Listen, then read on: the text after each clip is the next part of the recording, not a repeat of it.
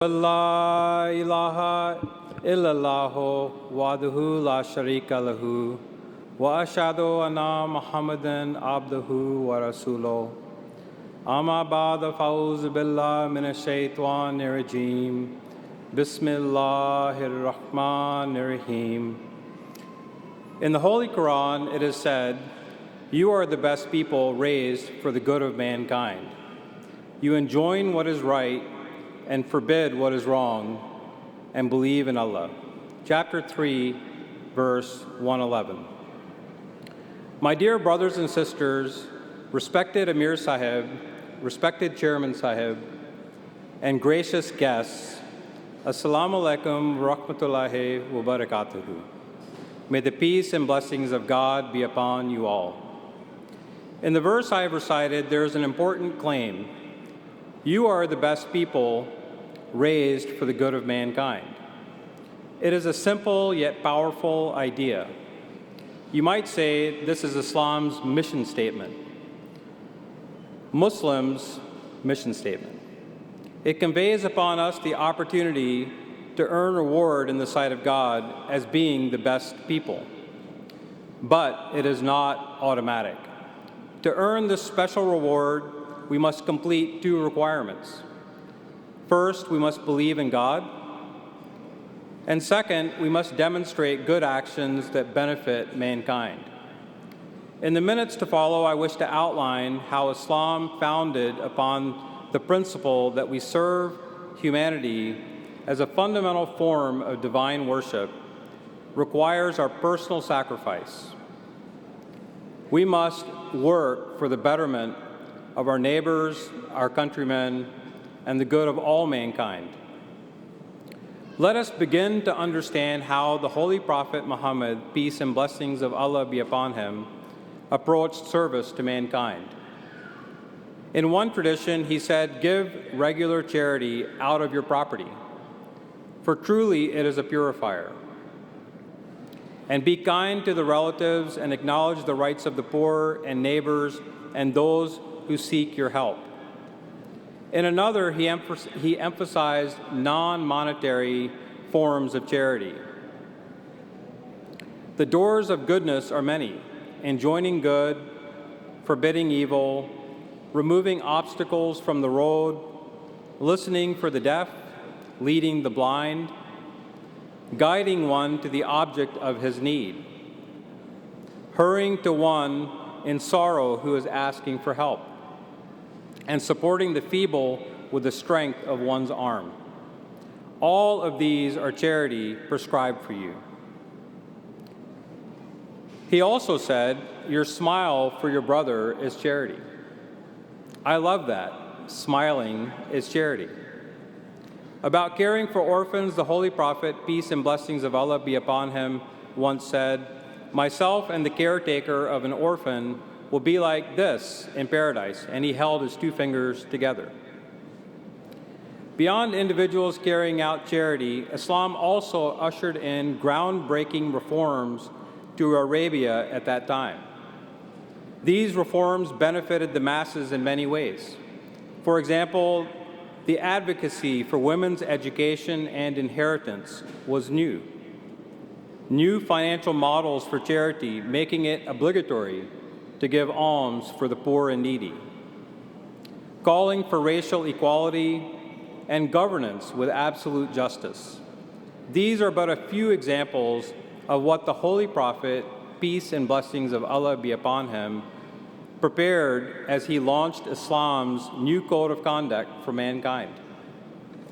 Unfortunately, over time, Muslims would eventually neglect Islam's model.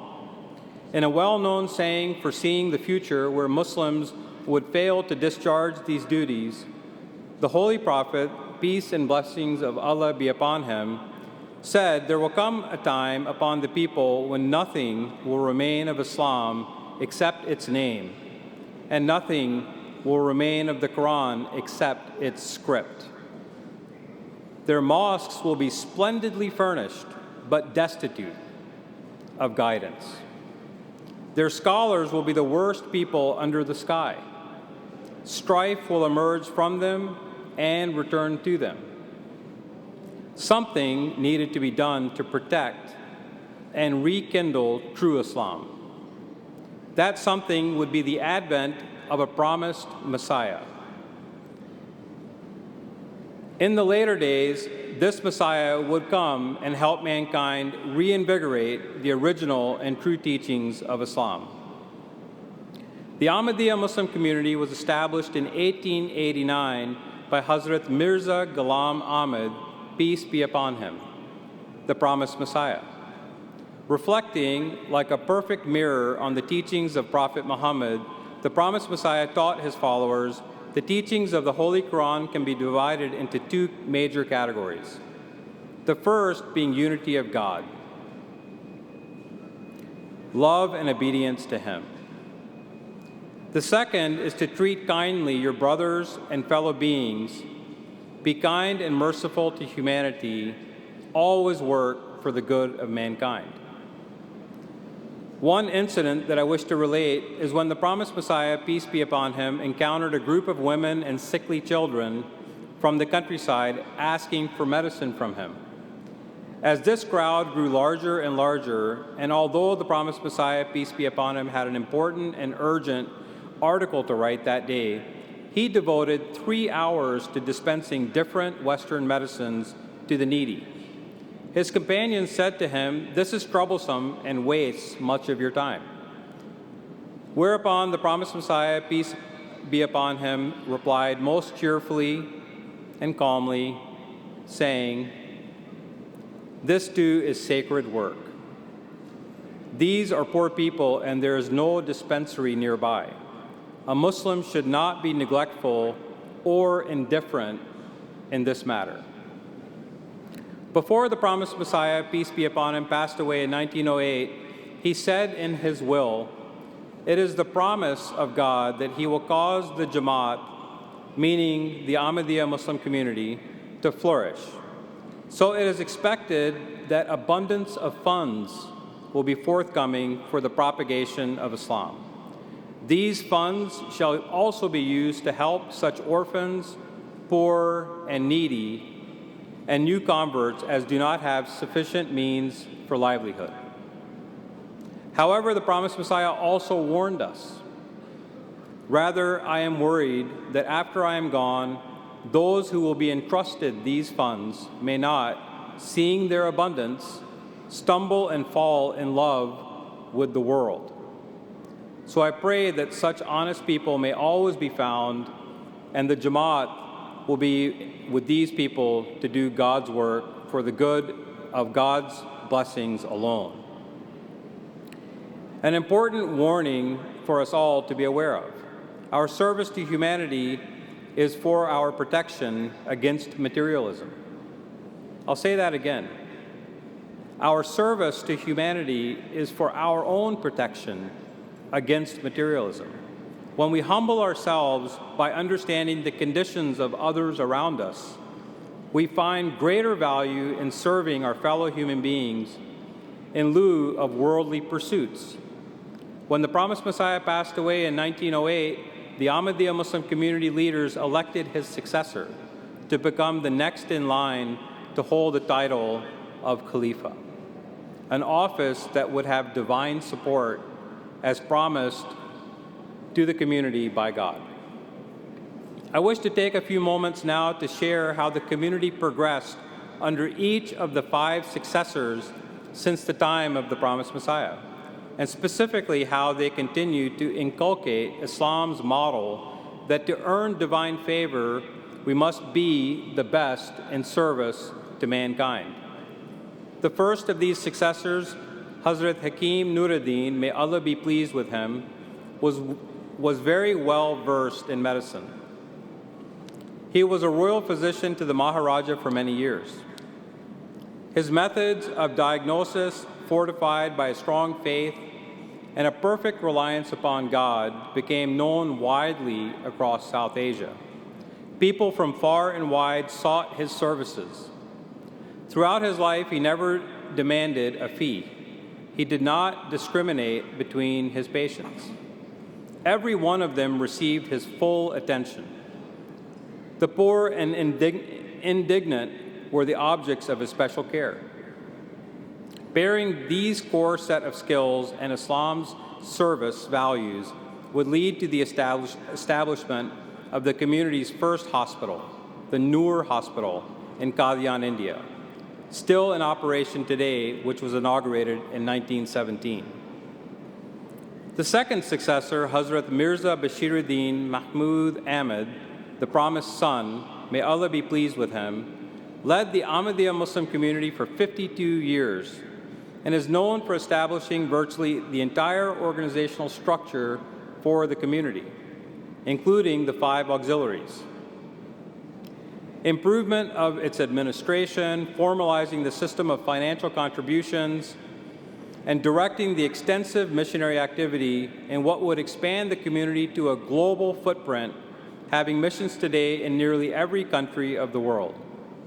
He compiled over 800 lectures and writings, with one in particular addressing how does Ahmadiyyat, the true Islam, propose to deal with the grave problem of socio-economic inequality in the world.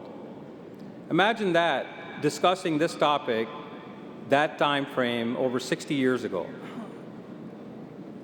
Simply put, he stated Islam's answer of service to mankind would be a globally engaged community of missionaries and volunteers seeking nothing but the pleasure of God in return for their charity and service.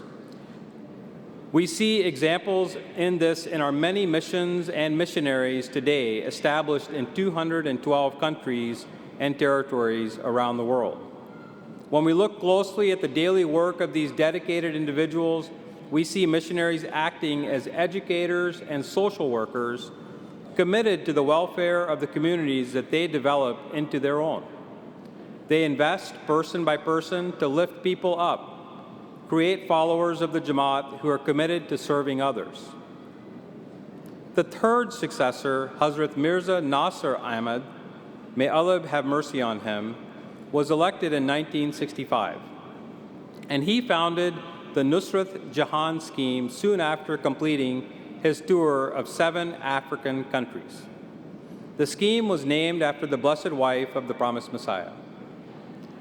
The funds collected under the Fazl-e-Umr Foundation scheme were used to organize a large number of teachers, medical personnel, and equipment dedicated to 17 medical centers and 15 schools in West Africa, purely for the service of humanity without any profit motive. A man of eloquence, he once quoted a saying, "Love for all, hatred for none," a slogan we use to spread our message to this day. The fourth successor, Hazrat Mirza Tahir Ahmad, may Allah have mercy on him, was elected in 1982 and would relocate the global headquarters of the Ahmadiyya Muslim community in 1984 to London, having a profound impact on the globalization and emigration of Ahmadis to all corners of the world. In 1994, Hazrat Mirza Tahir Ahmad launched a global satellite feed called Muslim Television Ahmadiyyat as a 24/7 free-to-air TV channel focused on spreading our good works and peaceful teachings to millions of Muslims globally. In the same year, he launched a nonprofit organization called Humanity First to focus on disaster relief and sustainable human development initiatives around the world. Today, Humanity First is registered in 53 countries across 6 continents. This brings us to present day. Under the guidance and leadership of the 5th successor of the Promised Messiah, peace be upon him, Hazrat Mirza Masroor Ahmad, may Allah strengthen his hand, the Ahmadiyya Muslim community today serves mankind in over 212 countries and territories, where members of the community have helped over 170,000 people involved in natural disasters spanning 20 countries, fed over 400,000 people with food packs and farming resources across 27 countries, educated and built schools for over 18,000 children in countries struggling to provide the basics, served over 3.9 million people with water well installations and another 50,000 patients with health care services in 15 countries. This includes 40 permanent clinics and hospitals that the community has built. All of the data that I just announced happened in the span of just 1 year. So that kind of model repeats itself year over year, and it grows. One such hospital that was completed in October of 2018 was the Nasser Hospital, inaugurated by His Holiness Mirza Masroor Ahmed, may Allah be pleased with him, near Guatemala City. During his inaugural address, His Holiness said, "This hospital has been built with purely one intention, and that is, quite simply, to serve humanity by providing high-quality health care to the masses." His Holiness continued on to say, "We seek no praise and no reward for our humanitarian efforts, because we are merely doing what our religion has taught us to do." I had the distinct fortune to be there for this inauguration, and many people afterwards asked our community leaders, why would so many American doctors, volunteers, and students donate millions of dollars and thousands of hours of time to help Guatemalans they have never met and they have no relationship to. In a Friday sermon, His Holiness Mirza Masroor Ahmed, may Allah strengthen his hand, summarized this point up by saying, "Why is every Ahmadi so zealous for serving humanity?" The reason is the beautiful teachings of Islam that had been forgotten, that if we seek the pleasure of Allah the Almighty, we should treat humanity with beneficence and take care of its needs. This is also how we will be rewarded with the nearness of Allah the Almighty. The promised Messiah, peace be upon him, has made this teaching a fundamental condition in his 10 conditions of Ba'ath, which are our pledge to join this community. The 9th condition reads that she shall keep himself or herself occupied in the service of God's creatures for God's sake only, and shall endeavor to benefit mankind to the best of his or her God-given abilities and powers. After establishing a bond with God, you should utilize all your powers and means for the sympathy and welfare of humanity. I'd like to now mention some words of significance from the very birth of the Ahmadiyya Muslim community. Hazrat Mirza Ghulam Ahmad, peace be upon him, was directed by divine revelation to lay the foundation of a community of his followers by inviting them to a covenant of spiritual allegiance to him. In March of 1889, the promised Messiah, peace be upon him, issued a leaflet in which he stated, and these words are for you, the community of Ahmadi Muslims. God desires to found a community of the faithful to manifest His glory and power. He will make the community grow and prosper, to establish the love of God, righteousness, purity, piety, peace, and goodwill among men. This shall be a group of persons devoted to God. He shall strengthen them with His own Spirit, and bless them and purify them. He shall multiply them exceedingly as He has promised. Thousands of truthful people shall join His ranks. He shall Himself look after them and make the community grow, so much so that the numbers and progress shall amaze the world. The community shall be a lighthouse so high as to illumine the 4 corners of the world. The members thereof shall serve as models of Islamic blessings. My true followers shall excel every other people. There shall always rise among them till the day of judgment personages who will be chosen ones of God in every respect. So has Almighty decreed. So He does as He wills. The first formal initiation took place on March 23, 1889, and thus the Ahmadiyya Muslim community was born. One of the favorite sayings of the promised Messiah, peace be upon him, which he also used in his poetry and other writings, was this: My desire, my wish, my objective is serving humanity. It is my work, my faith, my inspiration, and my way. My dear brothers and sisters, let this be a reminder of the legacy that we have inherited. From the Holy Prophet Muhammad, peace and blessings of Allah be upon him, the promised Messiah, peace be upon him, and each of the 5 successors, all upholding the claim from the Quran set out at the beginning of this speech. You are the best people raised for the good of mankind. You enjoin what is right and forbid what is wrong and believe in Allah. Before I end, I want to take a moment with you and reflect on a couple of statistics. If you look at the people that are occupying this hall, and you imagine that we represent humanity, and then you look around you and you select 10 people that you can see, and then imagine that 8 of these 10 people are living on less than $10 a day. That is the statistic from the World Bank. One of those 8 people happens to be living on less than $1.25 a day, a condition known as severe poverty.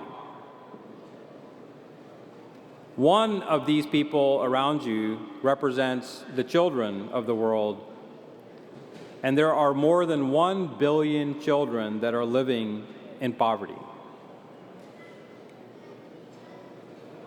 We have a lot to do.